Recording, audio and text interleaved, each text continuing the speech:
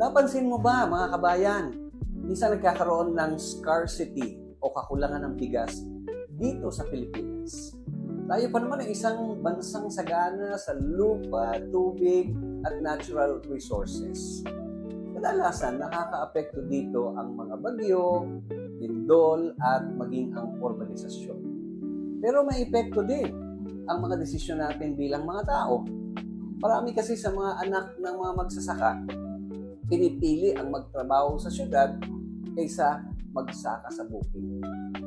Kilalang agricultural country ang Pilipinas. Kung tutusin, malaki sana ang potensyal natin sa pagtatanim at masaganang ani.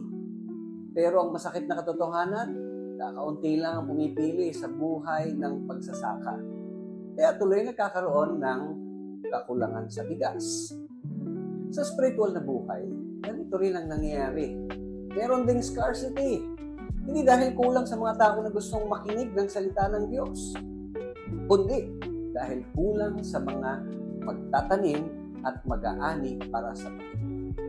Madalas kasi, kontento na ang karamihan na dadalo lang sa simbahan, aawit, makikisama sa mga kapwa Kristiyano. Pero nakakalimutan yata natin ang malinaw na utos ng Panginoon. Go and make disciples of all nations. Sinabi ni Jesus sa Matthew chapter 9, 37 to 38, the harvest is plentiful, but the workers are few.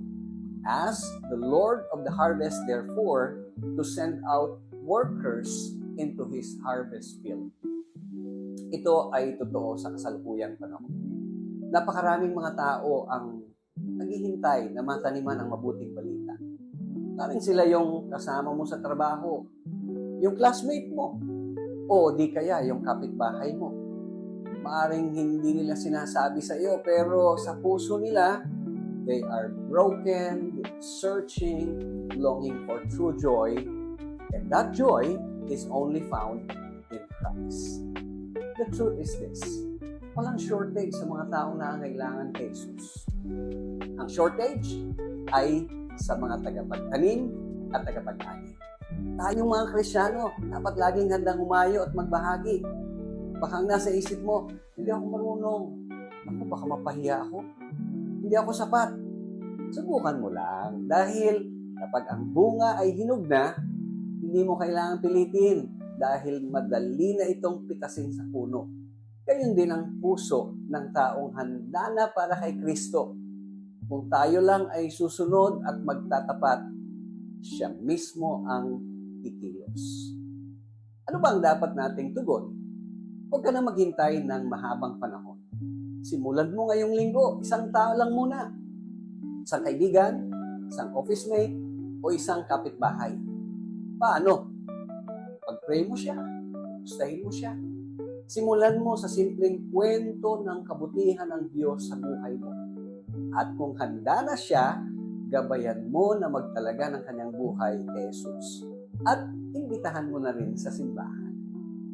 Hindi mo naman kailangang anihin ang buong bukid agad-agad. Magsimula ka lang sa isa. Laging tandaan, si Jesus ang nagsabi, the harvest is ready.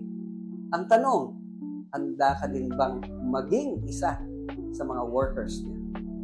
Handa ka bang tumugon sa kanyang aatas sa atin na mag-ani ng mga taong inihanda ng Diyos para tumanggap